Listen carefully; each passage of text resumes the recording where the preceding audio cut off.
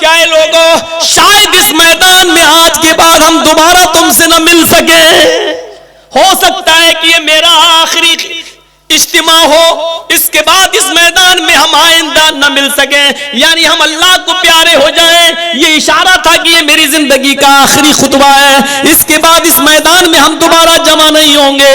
اس آخری خطاب کے اندر محمد رسول اللہ ایک مسلمان کو دوسرے مسلمان کی نظر میں کتنا عزیز بنا رہے ہیں۔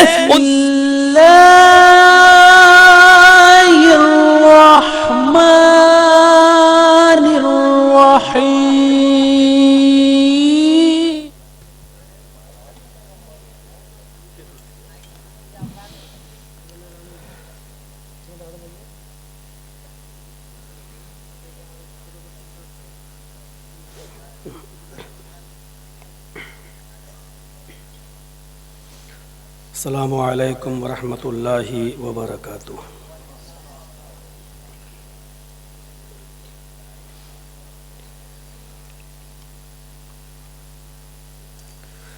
الحمد للہ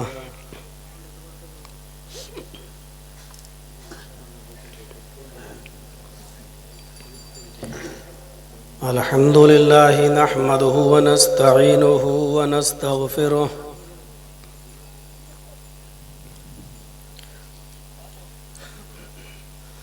ونعوذ باللہ من شرور انفسنا ومن سیئات اعمالنا،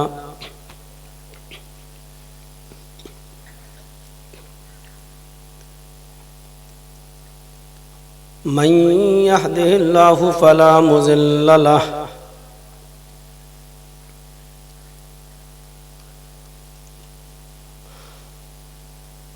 ومن يضلله فلا هادي له،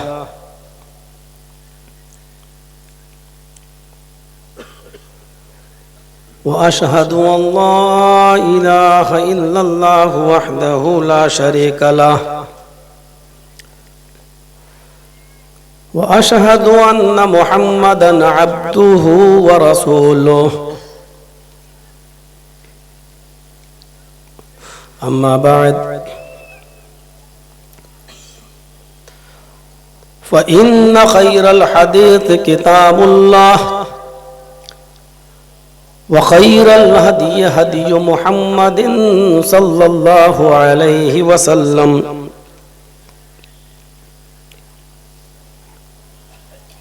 وشر الأمور محدثاتها وكل محدثة بدعة،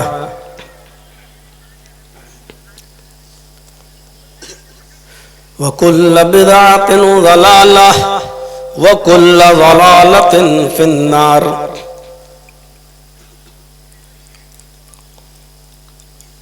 اعوذ باللہ من الشیطان الرجیم، بسم اللہ الرحمن الرحیم،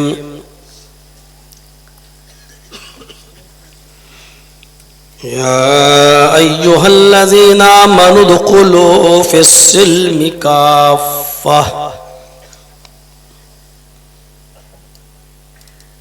وقال تعالی اليوم اکملت لکم دینکم واتممت علیکم نعمتی ورضیت لکم الاسلام دینا،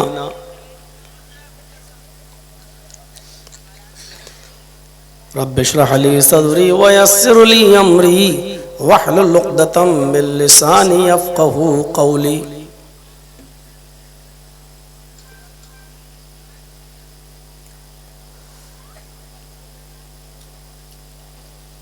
فضیلت الشیخ جناب مولانا منظور صاحب، فضیلت الشیخ مولانا سلیم الدین المدنی حفظہ اللہ، دیگر اسٹیج پر بیٹھے ہوئے موقر علماء کرام،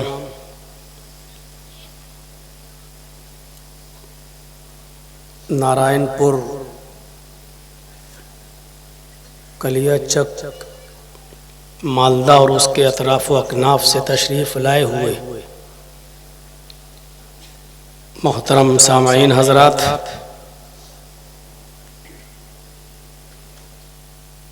اپنی نشست گاہوں میں بیٹھی ہوئی پردہ نشین اسلامی خواتین، پیاری ماں اور بہنوں، قوموں ملت کے لائق ور نوجوانوں، مستقبل کے ہونہار عزیز بچوں، ایک لمبے عرصے کے بعد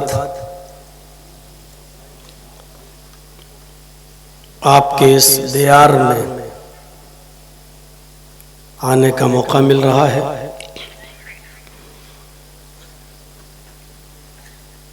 قرآن و حدیث کی کچھ باتیں سنانے کا موقع مل رہا ہے۔ اللہ سے دعا کرتا ہوں کہ الہ العالمین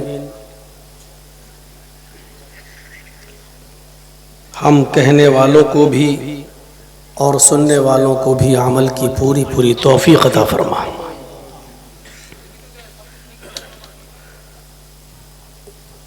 پیش رو خطیب سلیم الدین مدنی حفظہ اللہ سے آپ نے ان کے مخصوص انداز میں، مخصوص لب و لہجے میں آپ نے بڑی قیمتی اور خوبصورت باتیں سنی ہیں۔ ضرورت ہے ان باتوں کو عملی جامہ پہنانے کی۔ اللہ تعالی ہم سب کو بعمل بنائے۔ علامہ اقبال نے کہا تھا کہ عمل سے زندگی بنتی ہے، جنت بھی جہنم بھی، یہ خاکی اپنی فطرت میں نوری ہے نہ ناری۔ ابن تیمیہ فرمایا کرتے تھے کہ انسان بہت زیادہ عمل کرنے کے باوجود بھی اور نیک عمل کرنے کے باوجود بھی ضروری نہیں کہ وہ جنت کے اندر چلا جائے۔ آپ لوگ ابھی تک سیٹنگ نہیں کر پائے ہیں۔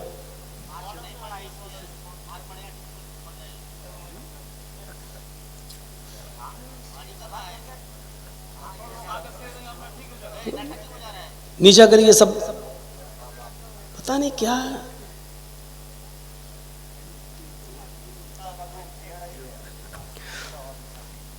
ابن تیمیہ رحمۃ اللہ علیہ فرمایا کرتے تھے کہ ضروری نہیں کہ انسان بہت زیادہ عمل کرنے کے باوجود بھی اور اپنے نیک اعمال کی وجہ سے بھی جنت میں چلا جائے۔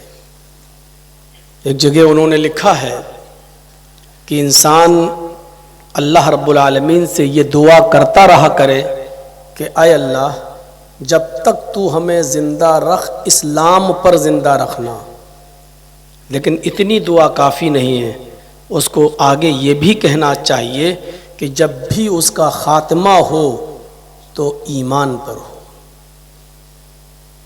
اللہ کے نبی صلی اللہ علیہ وسلم نے فرمایا کہ انما الاعمال بالخواتیم، اعمال کا دار و مدار تو آخری عمر پر ہے۔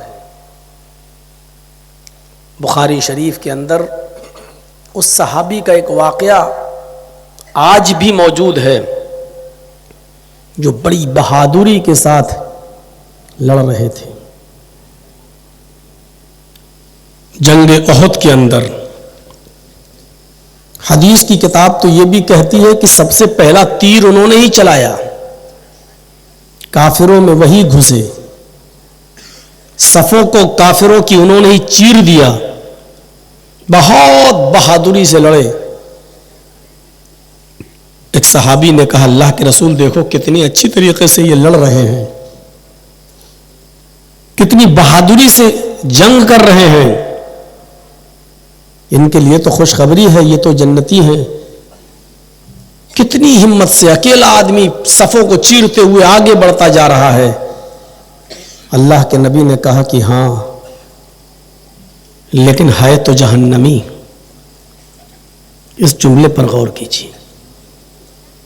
وہ صحابی جنہوں نے ایک وقت کی نماز نہ چھوڑی ہو، وہ صحابی جو تہجد کی نماز بھی پڑھتے رہے ہوں، وہ صحابی جنہوں نے فجر کی نماز کی پہلی تکبیر نہ چھوڑی ہو، اور جنگ میں لڑ رہے ہیں, بہادری کے ساتھ لڑ رہے ہیں, لیکن اللہ کے نبی صلی اللہ علیہ وسلم کہہ رہے ہیں لڑ رہے تو کیا ہوا, ہیں تو جہنمی. جس صحابی نے یہ دیکھا سنا تو وہ تجسس کرنے لگے, دیکھیں اللہ کے رسول اتنے اچھے صحابی کو جہنمی کہہ رہے ہیں, بات کیا ہے. اس کا پیچھا کیا, آگے بڑھے, چپکے سے دیکھ رہے ہیں کہ آخر اتنا محنت کرنے والا اور جنگ میں لڑنے والا یہ جہنمی کیسے ہے.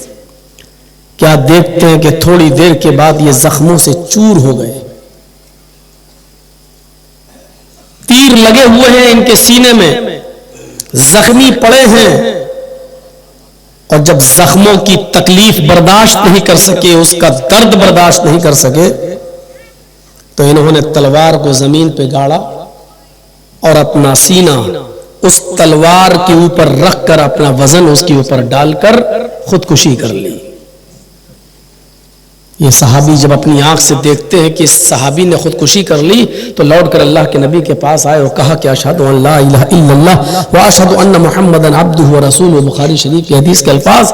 اللہ کے نبی نے کہا ارے تم تو پہلے ہی سے مسلمان ہو, تم تو پہلے ہی سے اسلام لائے ہو, پھر آج اچانک کلمہ پڑھنے کی ضرورت. کہا اللہ کے رسول ابھی آپ نے تھوڑی دیر پہلے جس کو جہنمی کہا میں نے آج اس کو اپنی آنکھوں سے دیکھا ہے.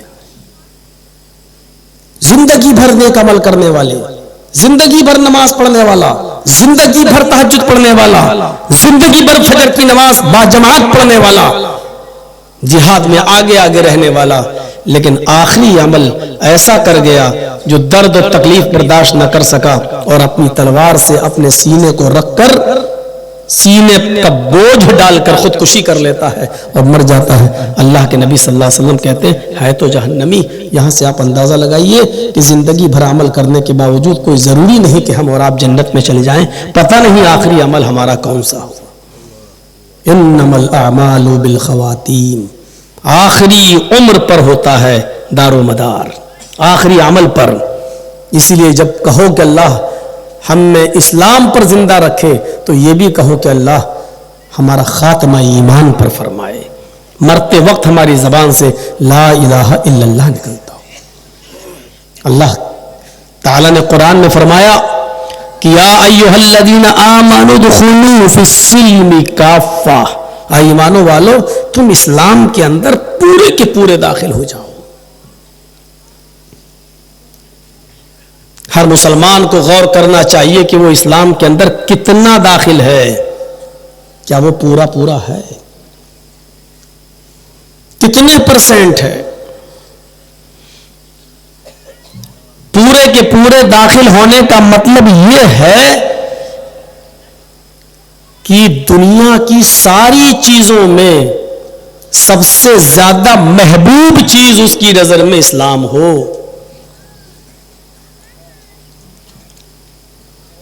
اگر کسی چیز کی قربانی دینا پڑ رہی ہے تو اپنی محبوب چیز کی وہ قربانی نہ دے, دوسری چیز کی قربانی دے دے. دونوں چیزوں کی ضرورت ہے آپ کو, لیکن کسی ایک چیز کی ضرورت قربانی دینا پڑ رہی ہے تو ایسے موقع پر آپ چھوٹی چیز کی قربانی دے دیں, بڑی چیز کی قربانی نہ دیں. مثلا ایک چاقو ہے, آپ اس سے چھری چاقو اس سے سبزی کاٹتے ہیں, آلو کاٹتے ہیں, کدو کاٹتے ہیں, بیگن کاٹتے ہیں, سبزی کاٹنے کے استعمال کے لیے آپ نے اس کو رکھا ہوا ہے, ضروری چیز ہے رکھیں گے آپ. لیکن گھر میں آپ کی ایک سونے کی اینٹ بھی ہے, کیا آپ جتنی حفاظت سونے کی اینٹ کی کرتے ہیں کیا اتنی ہی حفاظت آپ چاقو کی بھی کرتے ہیں؟ نہیں. چاقو کچن میں جہاں چاہا ڈال دیا پڑا ہے, لیکن اگر سونے کا کوئی بسکٹ آپ کے پاس رکھا ہے 50 گرام کا 100 گرام کا, آپ اس کو جہاں مرضی ہوگی وہاں نہیں ڈال سکتے ہیں, جہاں چاہیں گے وہاں نہیں رکھ سکتے ہیں, بلکہ اسے آپ اپنے گھر کے کسی سرکشت روم میں، اور اس سرکشت روم کے اندر بھی سرکشت الماری میں، اس الماری کے اندر بھی سرکشت کسی باکس میں آپ اس سونے کے بسکٹ کو آپ رکھیں گے، سونے کی اینٹ کو آپ رکھیں گے. کیوں؟ ضرورت تو آپ کو چاقو کی بھی ہے، ضرورت آپ کو سونے کے اس بسکٹ کی بھی ہے، دونوں چیزوں کی ضرورت ہے آپ کو. لیکن حفاظت آپ سونے کے بسکٹ کی جتنی زیادہ کریں گے اتنی اس کی نہیں کریں گے، چاقو کی. یہی چیز ہونی چاہیے. دنیا زندگی جینے کے لیے بہت ضروری ہے. اپنے بچوں کے لیے کمانا اور محنت کرنا بہت ضروری ہے. اپنے بچوں کے فیوچر کے لیے ہمیں، ان کے مستقبل کے لیے ہمیں محنت کرنا بہت ضروری ہے. لیکن اسلام کی حفاظت بھی کرنا آپ کو ضروری ہے. یہاں پر آپ کی نظر میں جو اسلام کی محبت ہونی چاہیے اتنی محبت اپنے بیوی اور بچوں کی نہیں ہونا چاہیے. لیکن کسی ایک کی قربانی دینے کی ضرورت پڑ رہی ہو تو بیوی اور بچوں کی دے دی جائے، لیکن اسلام کی نہ دی جائے. فرض کر لیجئے کھیتی باڑی والے آپ انسان ہیں، آپ نے اپنے کھیت میں ہل چلایا، دھان بویا، اور وہاں سے لوٹ کر آپ اپنے گھر کی طرف جا رہے ہیں، محنت کر کے اپنے گھر کی طرف جا رہے ہیں. راستے میں آپ کو خیال آیا کہ میرے 5 روپے کا قلم، 5 روپے کا پین میرا کھیت میں گر گیا ہے. آپ گھر نہیں جاتے ہیں، وہیں سے مڑتے ہیں. 5 روپے کا پین کھیت میں لینے کے لیے جا رہے ہیں کہ کہیں چھوٹ گیا، کہیں ہم بھول گئے، کہیں گر گیا ہے. آپ اپنے کھیت کی طرف جا رہے ہیں، گھر نہیں گئے، وہیں سے لوٹتے ہیں اور کھیت کی طرف جا رہے ہیں. لیکن کھیت میں بھی جانے سے پہلے آپ کو کسی نے بتا دیا کہ آپ کا ایک بکرا ہے جو 5000 کا ہے، وہ محلے کے کنویں میں گر گیا ہے. جلدی جاؤ، اس کی جان بچا سکتے ہو اور اس کو جلدی سے کنویں سے نکالو. تو اب یقیناً آپ 5 روپے کا پین اٹھانے نہیں جائیں گے، آپ 5 روپے کے پین کی قربانی دے دیں گے اور 5000 روپے کا بکرا آپ اس کی حفاظت کے لیے اور سرکشا کے لیے آپ بڑھ جائیں گے اور اس کنویں سے اپنے بکرے کو کھینچنے کی کوشش کریں گے کہ نہیں ہو سکتا ہے کہ بچ جائے. جہاں تک ممکن ہوگا اپنی پوری طاقت لگا دیں گے اس کو بچانے کی. کیوں؟ کیونکہ یہ قیمتی چیز ہے. وہ 5 کا ہے، یہ 5000 کا ہے. پین 5 روپے کا ہے، 50 روپے کا ہے، اور ایک بکرا 5000 کا ہے. تو ظاہر ہے کہ آپ قیمتی چیز کی حفاظت کریں گے اور اس کے لیے چھوٹا نقصان اگر ہو رہا ہے تو ہو جانے دیں گے. یہی اسلام ہے. اسلام چاہتا ہی یہ ہے، وہ مطالبہ کرتا ہے کہ میری حفاظت اتنی ہو کہ میری حفاظت کے لیے اگر چھوٹی چیزوں کی قربانی دینا پڑے تو آپ دے دیں. عمر ابن عبدالعزیز کا وہ دور یاد کرو جن کی حکومت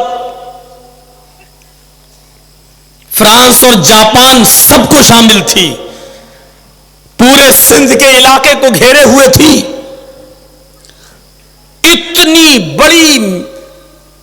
اتنے بڑے ملک کا مالک، لیکن رات کے اندھیرے میں اپنی لونڈی، اپنی خادمہ، کام کرنے والی کو دیکھتا ہے کہ وہ دودھ کا ایک پیالہ لے کر چلی آ رہی ہے.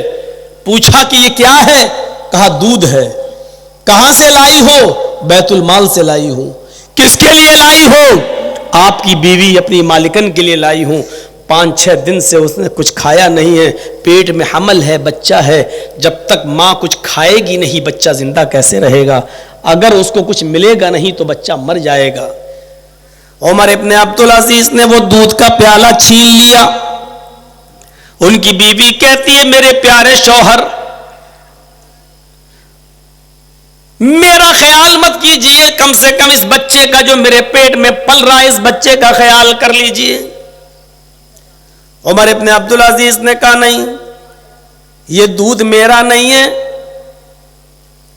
بیت المال سے لایا گیا ہے سارے مسلمانوں سے، اس کی اجازت لینا پڑے گی۔ ان کی اجازت لیے بغیر یہ دودھ تمہارے لیے حرام ہوگا۔ بیوی نے کہا جب تنخواہ ملے تو بعد میں جمع کر دینا اتنا دودھ، ابھی اگر مجھے یہ دودھ نہیں ملا تو یہ آپ کی امانت جو میرے پیٹ میں پل رہی ہے، یہ بچہ کہیں گر نہ جائے، مر نہ جائے۔ عمر ابن عبدالعزیز دودھ کا پیالہ ہاتھ میں لے کر کہتے ہیں میری بیوی اپنے اس پیٹ کے بچے کو میرا یہ پیغام پہنچا دو، میرا یہ میسج دے دو کہ اگر مسلمانوں کی امانت میں خیانت کر کے حرام کا ایک پیالہ دودھ اگر اس کو دے دیا جائے، تمہیں پلا دیا جائے، اور اس سے اگر یہ میرے بیٹے کی زندگی بچ رہی ہے، اور اگر نہ دیا جائے تو مر رہا ہے، اگر حرام کا ایک پیالہ دودھ پینے سے میرے بیٹے کی زندگی بچ رہی ہے تو اپنے پیٹ کے اس بچے سے کہہ دو کہ مجھے یہ زندگی نہیں چاہیے، بیٹا اگر تو مرتا ہے تو مر جا، تیرا مر جانا گوارا ہے، لیکن بیت المال سے ایک پیالہ دودھ لینا اور حرام کا ایک پیالہ دودھ پلانا گوارا نہیں ہے۔ اپنی اولاد کا مر جانا گوارا کر لیا، لیکن اسلام کے اصول کو توڑنا گوارا نہیں کیا۔ یہ ہوتی ہے اسلام سے محبت۔ قرآن کہتا ہے یا ایھا الذین آمنوا ادخلوا فی السلم کافہ، اے ایمانوں والو تم اسلام کے اندر پورے کے پورے داخل ہو جاؤ۔ ایمانداری کے ساتھ بتائیے نارائن پور والو، اسلام کے اندر ہم پورے کے پورے داخل ہیں؟ ایک پیالہ دودھ اس عورت کو، اس بیوی کو نہیں پلا رہے کہ جس کے پیٹ میں بچہ ہے، اور معلوم ہے کہ اگر نہیں ایک دو دن اور بھوکی رہ گئی میری بیوی تو بچہ مر جائے گا، معلوم ہے، لیکن اس کے باوجود نہیں پلا رہے ہیں۔ ہم کہاں کھڑے ہیں؟ ہماری حیثیت کیا ہے؟ ہماری اوقات کیا ہے؟ غور کریں، ہم نظریں ڈالیں ان چیزوں پر، کتنا پرسنٹ اسلام اور ایمان ہمارے اندر ہے۔ اور ایک بات بتا دوں، جب ایمان کسی کے اندر گھس جائے تو پھر وہ کسی چیز کی پرواہ نہیں کرتا، اس کو معلوم ہے کہ طاقت کیا ہے۔ کبھی آپ نے دیکھا ہے ایک پولیس والا، ایک معمولی تھانے دار کسی چوکی کا آپ کے معظم پور میں آتا ہے، اکیلے آتا ہے، پورا گاؤں ایک طرف، وہ اکیلے ایک طرف، اس کے ہاتھ میں کوئی پسٹل نہیں ہے، کوئی بندوق نہیں ہے، اور وہ آ کر گاؤں میں کوہرام مچا رہا ہے، ڈانٹ رہا ہے، پھٹکار رہا ہے،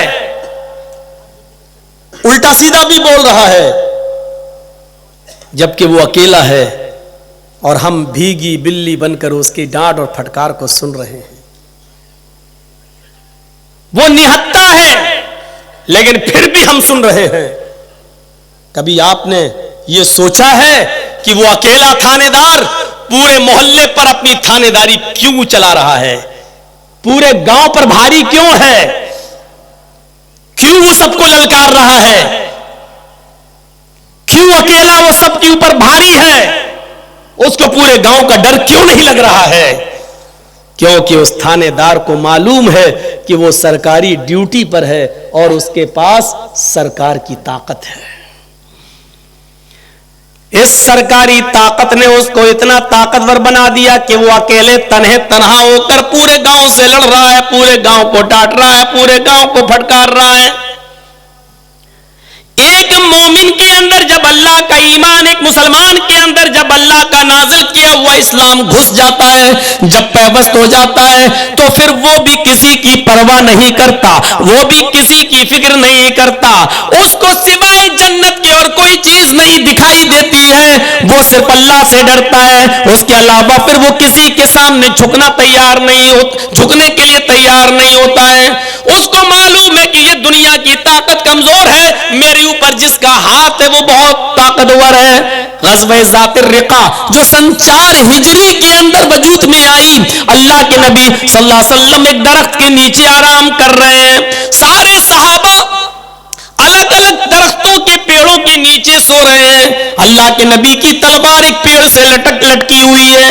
ایک شخص آتا ہے, ایک دیہاتی آتا ہے, ایک کافر آتا ہے, اللہ کے نبی کی محمد رسول اللہ کی وہ تلوار کھینچ لیتا ہے, پیڑ سے اتار لیتا ہے, اور نبی اکرم کی طرف آگے بڑھ کر کہتا ہے من یمنعک منی یا محمد, آئے محمد بتاؤ آج تمہیں میرے ہاتھ سے کون بچا سکتا ہے؟ تم اکیلے ہو, تنہا ہو, میرے ہاتھ میں تلوار ہے, بتاؤ آج تمہیں میرے ہاتھ سے کون بچا سکتا ہے؟ محمد رسول اللہ صلی اللہ علیہ وسلم نے اس وقت صحابہ کو آواز نہیں دی, صرف نظریں آسمان کی طرف ڈالی اور فرمایا اللہ. صرف لفظ اللہ نکلا تھا. غور کرو میرے بھائیوں, جب اللہ پر ایمان ہو جائے اور اللہ کا خوف اور اللہ کا ڈر ہمارے دل میں بھر جائے اور ہم یہ جان جائیں کہ ہم مومن ایمان والے ہیں, تو پھر ہم نہ تلواروں سے ڈرتے ہیں, نہ ہم گولیوں سے ڈرتے ہیں, نہ ہم کسی اور طاقت سے ڈرتے ہیں. یہی وجہ تھی کہ جناب محمد رسول اللہ صلی اللہ علیہ وسلم نے دیکھا کہ اس کے ہاتھ میں تلوار ہے,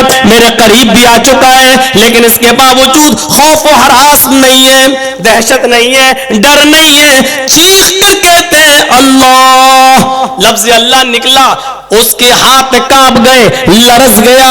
وہ کافر ضرور تھا لیکن اللہ کی طاقت کو جانتا تھا. وہ کافر ضرور تھا لیکن اللہ کی پاور کو مانتا تھا. وہ کافر ضرور تھا لیکن اللہ کی سپر پاور ہونے کا یقین رکھتا تھا. اس کی زبان جیسے لفظ اللہ اس کے کان سنتے ہیں تلوار ہاتھ سے چھوٹ جاتی ہے. نبی اکرم اس تلوار کو اٹھا لیتے ہیں, پوچھتے ہیں اب تو بتا کہ تجھے کون بچائے گا؟ کوئی نہیں, آپ ہی چھوڑ سکتے ہیں, آپ نے اس سے کوئی انتقام نہیں لیا. میرے بھائیوں, یہ کون سی طاقت تھی جو تلوار کے سامنے بھی کھڑی ہو گئی؟ وہ کون سی طاقت تھی؟ 313 صحابہ کرام 1000 کافروں سے جنگ بدر کے اندر لڑ رہے ہیں. ایک صحابہ کے پاس نہ تلوار ہے نہ تیر ہے, تیر ہے تو چھوڑنے کے لیے کمان نہیں ہے. میرے بھائیوں, کسی کے پاس گھوڑا ہے تو زین نہیں ہے, ایک چیز ہے تو دوسری چیز نہیں ہے. 313 نہتے ہیں, 1000 جوان نوجوان کافر گھوڑوں سے, تیروں سے, تلواروں سے لیس لڑ رہے ہیں, لیکن صحابہ کرام تیر و تلواروں کو نہیں دیکھ رہے ہیں. وہ کون سی طاقت تھی جو 313 صحابہ کو 1000 کافروں سے لڑنے پر مجبور کر رہی تھی؟ وہ ایمان کی طاقت تھی, وہ ایمان کی طاقت تھی, وہ اسلام کی طاقت تھی. ہمارے پاس وہ طاقت کیوں نہیں آ رہی ہے؟ ہماری آج موب لنچنگ کیوں ہو رہی ہے؟ کیوں اتر پردیش کے اندر قید کے اندر ایک پولیس والا ایک مسلمان کو مار دیتا ہے اور پھر کہتا ہے کہ وہ اپنی جیکٹ کی رسی سے اس نے اپنے آپ کو پھانسی لگا لی؟ ذرا آپ تصور کریں, ہمارے ساتھ ایسا کیوں ہو رہا ہے؟ سوچنے کی ضرورت ہے. ہم نے اس چیز کی قدر نہیں کی جس چیز کی قدر ہمیں کرنی چاہیے تھی. اسلام کی قدر اور دوسری چیزوں کی بنسبت زیادہ ہونا چاہیے. اگر قربانی دینے کی ضرورت پڑ جائے تو ہم اسلام کی نہ دیں, دوسری چیزوں کی ہم قربانی دے دیں, اگرچہ وہ ضروری ہو. باپ سے محبت ہو, بیٹے سے محبت ہو, اولاد سے محبت ہو, بیوی سے محبت ہو, ہم آپ کو منع نہیں کر رہے, ان سے ہونا چاہیے. دولت سے بھی محبت ہونا چاہیے, دولت سے محبت کرنا کوئی گناہ نہیں ہے. لیکن جب قربانی کی ضرورت آ جائے, اسلام یا دولت میں سے کسی ایک کو قربان کرنا پڑے تو دولت قربان کر دو, لیکن اسلام کو نہیں. بیوی اور بچوں میں سے اور اسلام میں سے کسی ایک کی قربانی دینا پڑے تو بیوی اور بچوں کی قربانی دے دو, لیکن اسلام کی نہیں. یہ سوچ ہماری اور آپ کی ہونی چاہیے. یہی اسلام ہے. اور جب ایمان ہمارے اندر آ جائے, ہم مسلمان ہو جائیں, تو مزید اسلام کے تعلق سے باتیں کل آئیں گی کہ ہم 2-4 نمازیں پڑھ لیتے ہیں اور ہم سمجھتے ہیں کہ مسلمان ہو گئے, ہم 2-4 روزے رکھ لیتے ہیں ہم سمجھتے ہیں مسلمان ہو گئے. نہیں, ہم اپنی معاشی زندگی دیکھیں, اپنی سماجی زندگی دیکھیں, کیا ہم اس پر پورے اتر رہے ہیں؟ کیا ہم اسلام کے اندر پورے کے پورے داخل ہیں؟ وہ اسلام اور اسلام کا گائیڈ محمد رسول اللہ صلی اللہ علیہ وسلم جو مسلم کی تعریف ہی یہ کر رہے ہو کہ المسلم من سلم المسلمون من لسانہ و یدہ، مسلمان تو وہ ہے کہ جس کی زبان سے اور جس کے ہاتھ سے دوسرے مسلمان محفوظ رہیں، کسی کو تکلیف نہ پہنچے۔ کیا ہم اسلام کے اس انٹروڈکشن میں، اسلام کی اس پریبھاشا میں، اسلام کی اس تعریف میں ہم پورے اتر رہے ہیں؟ کیا ہمارے زبان سے اور کیا ہمارے ہاتھ سے دوسرے مسلمان محفوظ ہیں؟ ہم سوچیں اسلام ہے کیا؟ پوری زندگی محنت کرنے کے بعد جب نبی اکرم صلی اللہ علیہ وسلم نے عرفات کے میدان میں وادی بطحا کے اندر اونٹنی کے اوپر بیٹھ کر، اپنی قصبہ اونٹنی کے اوپر بیٹھ کر جو آپ نے آخری خطبہ دیا تھا، جس خطبے کو حجۃ الوداع کا نام دیا جاتا ہے، اس خطبے کے ایک ایک لفظ کو دیکھیے اور اپنے معاشرے کا، اپنے سماج کا جائزہ لیجئے۔ 13 سالہ مکی زندگی نبی بننے کے بعد اور 10 سالہ مدنی زندگی، 23 سالہ زندگی کا جو ایسنس تھا، جو نچوڑ تھا، وہ آپ نے خطبہ حجۃ الوداع کے اندر پیش کیا تھا۔ آپ نے شروعات یہاں سے کی تھی، ان دماءکم و اموالکم حرام علیکم کحرمت یومکم ھذا فی شہرکم ھذا فی بلدکم ھذا۔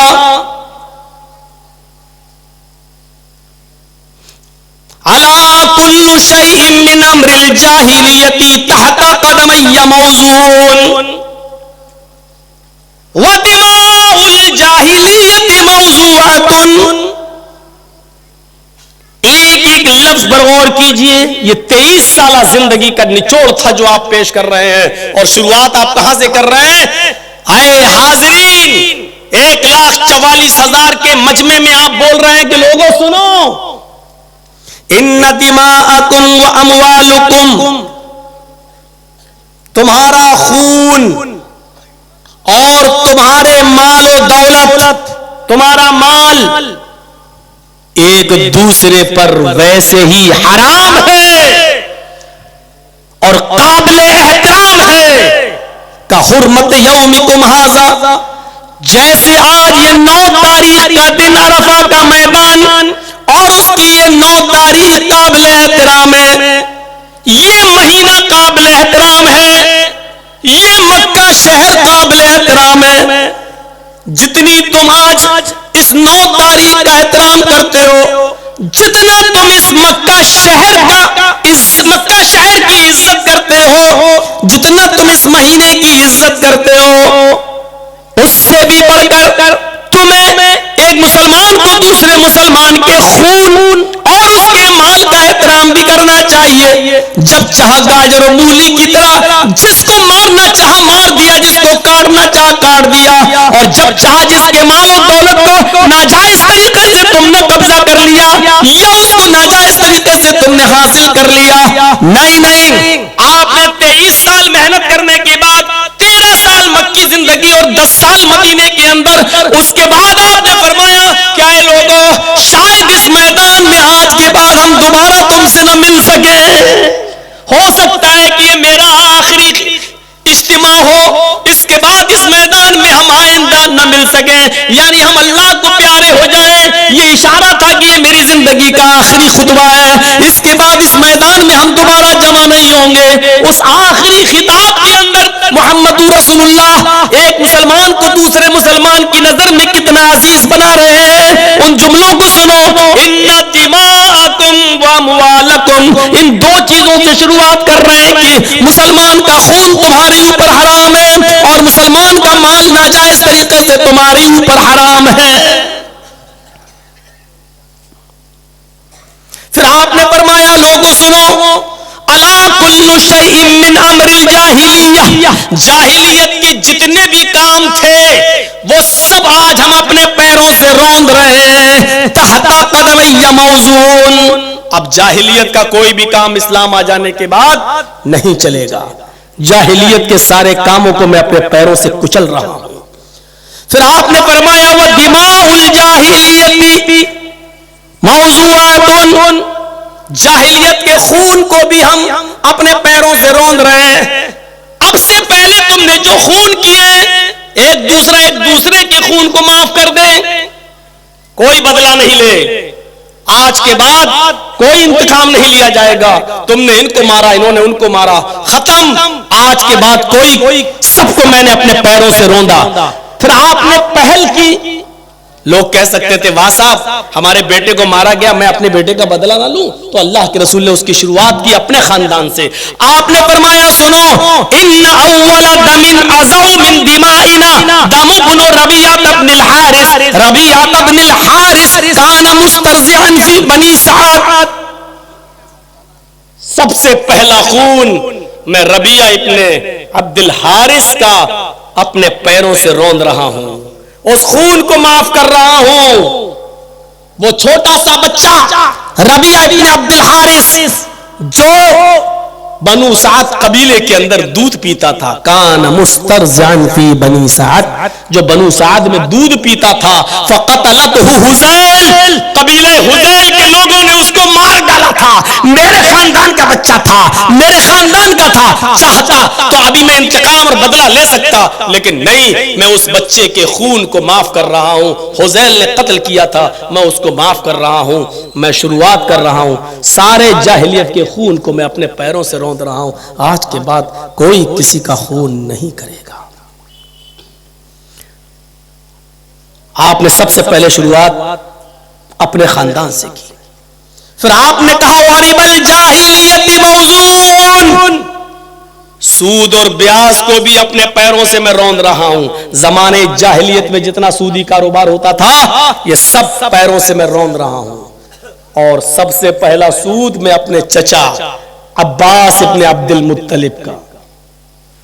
وَإِنَّ أَوَّلَ رِبَا مِنْ رِبَانَا رِبَا عباس ابن عبد المطلب، سب سے پہلا سود میں عباس ابن عبد المطلب کا معاف کر رہا ہوں. جاؤ، عباس ابن عبد المطلب اتنے بڑے سودی کاروبار ان کا پھیلا ہوا تھا کہ اگر پورے عرب کے لوگوں سے سود لیتے اپنے مال پر تو آج اڈانی اور امبانی فیل تھا ان کے آگے. اڈانی اور امبانی فیل تھا.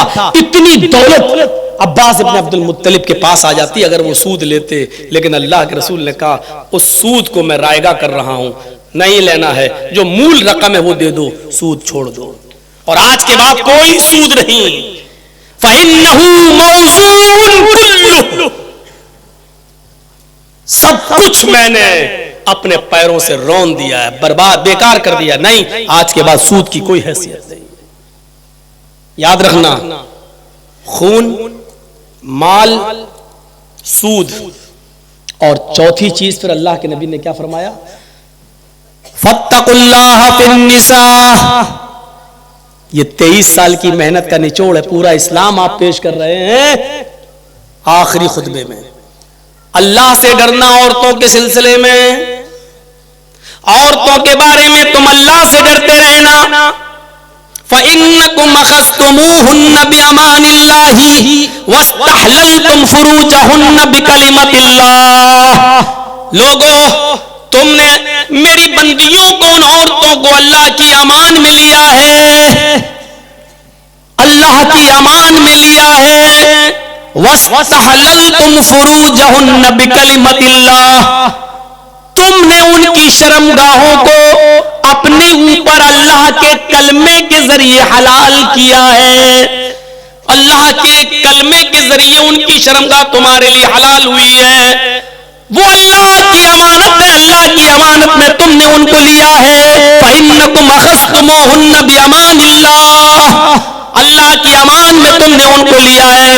وَاسْتَحْلَلْتُمْ فُرُوجَهُنَّ، اور ان کی شرمگاہوں کو تم نے اپنے اوپر حلال کیا ہے. بِكَلِمَةِ اللَّهِ، اللہ کے کلمے کے ذریعے. وَلَكُمْ عَلَيْهِنَّ أَلَّا يُؤْتِينَ فُرُوشَهُنَّ، فروشکم، ہاں فروشکم، تمہاری ذمہ ذمہ داری ان عورتوں کی اوپر یہ ہے اللہ یؤتینا کہ وہ تمہارے بستر پر یؤتینا فروشکم وہ تمہارے بستر پر کسی ایسے آدمی کو نہ لائیں اللہ یؤتینا وہ کسی ایسے آدمی کو اپنے بستر پہ تمہارے بستر پہ نہ بٹھائیں تکرہونہ جس کو تم ناپسند کرتے ہو جس کا آنا تمہیں گوارا نہیں ہے یہ تمہارا فرض ہے تمہاری یہ ان کی ذمہ داری ہے عورتوں کی کہ وہ تمہارے گھر میں تمہارے بستر پر کسی ایسے مرد کو نہ آنے دیں لیکن آگے ایک جملہ اور کہہ دیا فَإِنْ فَعَلْنَ ذَلِكَ فَاضْرِبُوهُنَّ ضَرْبًا غَيْرَ مُبَرِّحٍ تمہارے منع کرنے کے باوجود اگر وہ نہ مانے اور تمہارے گھر میں تمہارے بستر پر وہ کسی ایسے مرد کو آنے دے جس کو تم ناپسند کرتے ہو تمہارے منع کرنے کے باوجود بھی اگر وہ نہ مانے فَاضْرِبُوهُنَّ ضَرْبًا غَيْرَ مُبَرِّحٍ تو تم ان کو مار سکتے ہو پیٹ سکتے ہو ان کو ایسی مار مارو جس سے ان کے جسم پر نشان نہ پڑ جائے چوٹ کے نشان نہ ہو پنچایت جب بیٹھے تو وہ اپنی پیٹ کھول کھول کر نہ دکھائیں کہ دیکھو اتنا مارا ڈنڈا چھپ گیا لاٹھی چھپ گئی مار سکتے ہو لیکن ہلکی مار وہ بھی کب جب تمہارے منع کرنے کے باوجود بھی وہ تمہارے بستر پر کسی غیر مرد کو بلاتی ہیں تب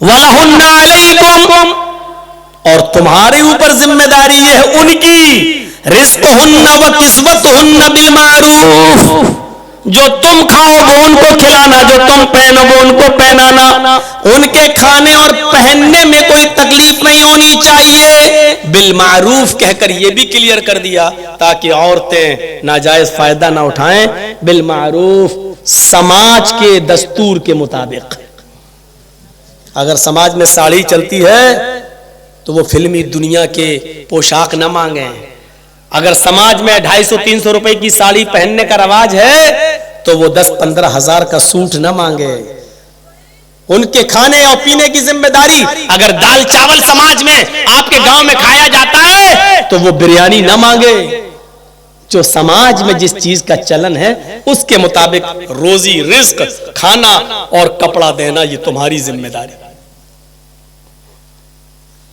اور اس کے بعد پانچویں چیز اللہ کے نبی نے فرمائی وَقَدْ تَرَكْتُ فِيكُمْ مَا لَن تَضِلُّوا بَعْدَهُ إِنِ اعْتَصَمْتُمْ بِهِ كِتَابُ اللَّهِ ایک چیز میں تمہارے درمیان چھوڑ کے جا رہا ہوں جب تک تم ان دونوں چیزوں کو ایک چیز جو چھوڑ کے جا رہا ہوں جب تک تم اس کو مضبوطی سے پکڑے رہو گے تم گمراہ نہیں ہو سکتے تمہیں کوئی چیز راستے سے ہٹا نہیں سکتی ان اعتصمتم بہ جب تک تم اس کو پکڑے ہوئے ہو کوئی چیز تمہیں دور نہیں کر سکتی فرمایا کتاب اللہ وہ اللہ کی کتاب یعنی قرآن کریم میں چھوڑ کر جا رہا ہوں ان 5 چیزوں پر غور کیجئے اور ایک ایک چیز کو سمجھنے کی کوشش کیجئے پہلی چیز خون دوسری چیز مال تیسری چیز سود چوتھی چیز عورتوں کے ساتھ حسن سلوک اور 5ویں چیز اللہ کی کتاب قرآن پہلی چیز اٹھاتے ہیں ایک دوسرے کا مرڈر مولانا صاحب بہت صحیح موضوع اٹھائے ہو یہاں یہی چلتا ہے سوچ سکتے ہو آپ وَمَن يَقْتُلْ مُؤْمِنًا مُتَعَمِّدًا فَجَزَاؤُهُ جَهَنَّمُ خَالِدًا فِيهَا وَغَضِبَ اللَّهُ عَلَيْهِ وَلَعَنَهُ وَأَعَدَّ لَهُ عَذَابًا عَظِيمًا قرآن کریم کی اس آیت کو میں نے آپ کے سامنے پڑھا ہے رکھ دیا ترجمہ سن لو اور کچھ کہنے کی ضرورت نہیں وَمَن یقتل مومنا متعمدا جس نے کسی بھی مسلمان کو جس نے کسی بھی مومن کو عمدن قصدن جان بوجھ کر مار ڈالا جان بوجھ کر قتل کر ڈالا فجزاؤہ جہنم تو اس کا ٹھکانہ اس کا بدلہ اس کا ٹھکانہ جہنم ہے جہنم میں جانے کے بعد کیا وہ نکالا جائے گا کیا اس کی بخشش کبھی ہوگی؟ فرمایا خالدن فیہا، اس کی بخشش کبھی نہیں ہوگی، وہ کبھی بھی جہنم سے نکالا نہیں جائے گا، وہ اس کے اندر ہمیشہ رہے گا، خالدن فیہا، اسی میں پڑا رہے گا، اسی کے اندر وہ جلتا رہے گا، اسی میں اس کو عذاب ملتا رہے گا۔ وغضب اللہ علیہ، اور اللہ کا غصہ، اللہ کی پھٹکار اس کے اوپر پڑتی رہے گی، وَلَعْنَهُ، اور وہ اللہ کی لعنت کا مستحق رہے گا، اللہ کی پھٹکار کا مستحق رہے گا، اللہ کی لعنت اس کے اوپر رہے گی۔ وَأَعَدَّ لَهُ عَذَابًا عَظِيمًا، اور اللہ نے اس کے لیے بہت بڑا عذاب تیار کر رکھا ہے۔ بہت آسان ہے سننا، لیکن سوچیے اللہ نے یہ نہیں کہا کہ ہم نے اس کے لیے عذاب تیار کر رکھا، وَأَعَدَّ لَهُ عَذَابًا عَظِيمًا۔ ایک تو اللہ عذاب کہہ دے وہی کافی ہے، اللہ کا عذاب ویسے ہی سخت ہے، لیکن عذاب عظیم کہہ دینا، بڑا عذاب کہہ دینا، یہ اپنے اندر ایک اور معنی رکھتا ہے کہ بڑا عذاب کیا ہوگا۔ اور اللہ جس کو بڑا کہہ رہا ہو، اللہ کی نظر میں وہ بڑا کیا ہوگا؟ ہماری نظر میں تو چھوٹا عذاب اتنا ہی ہے۔ اللہ تعالیٰ، اللہ کے نبی فرماتے کہ اِنَّ أَهْوَنَ أَهْلِ النَّارِ عَذَابًا يَوْمَ الْقِيَامَةِ لَرَجُلٌ يُوضَعُ فِي أَخْمَصِ قَدْمَيْهِ جَمْرَتَانِ، دونوں پیروں کے تلوے کے نیچے آگ کی دو چنگاریاں رکھ دے اللہ جہنم کے اندر، تو اتنا ہی کافی ہے۔ یغلی منہما دماغہ، ان دونوں چنگاریوں سے اس کا دماغ کھول رہا ہوگا۔ جب آگ کی دو چنگاریوں سے دماغ کھول رہا ہوگا، اور اللہ کے نبی کہہ رہے ہیں یہ سب سے ہلکا عذاب ہوگا جہنمیوں کا جہنم میں، جس کو آگ کی دو چنگاریاں جس کے پیروں کے نیچے رکھ دی جائیں، یہ سب سے ہلکا، سب سے لائٹ عذاب ہے یہ۔ جب یہ سب سے لائٹ عذاب ہے اور اس سے دماغ کھول رہا ہے، تو اللہ کی نظر میں بڑا عذاب کیا ہوگا؟ ہماری نظر میں تو یہی بڑا عذاب ہے، لیکن پھر جس کو بڑا کہہ رہا ہے اللہ، وہ کتنا بڑا عذاب ہوگا۔ وَمَن يَقْتُلْ مُؤْمِنًا مُتَعَمِّدًا فَجَزَاؤُهُ جَهَنَّمُ، جس نے کسی کو قتل کیا اور مار ڈالا تو اس کا ٹھکانہ جہنم ہے، اس کی جزا جہنم ہے، وہ اس میں ہمیشہ رہے گا، اور اللہ کا غضب اور غصہ اس کے اوپر نازل ہوتا رہے گا، اور اللہ کی لعنت و پھٹکار پڑتی رہے گی، اور اللہ نے اس کے لیے بہت بڑا عذاب تیار کر رکھا ہے۔ آئیے ذرا حدیث کی طرف آتے ہیں۔ نبی اکرم صلی اللہ علیہ وسلم نے حدیث کے اندر کیا فرمایا؟ ایک مسلمان کے خون کی اہمیت کتنی زیادہ ہے۔ فرمایا لزوال الدنیا احون علی اللہ من قتل مومن،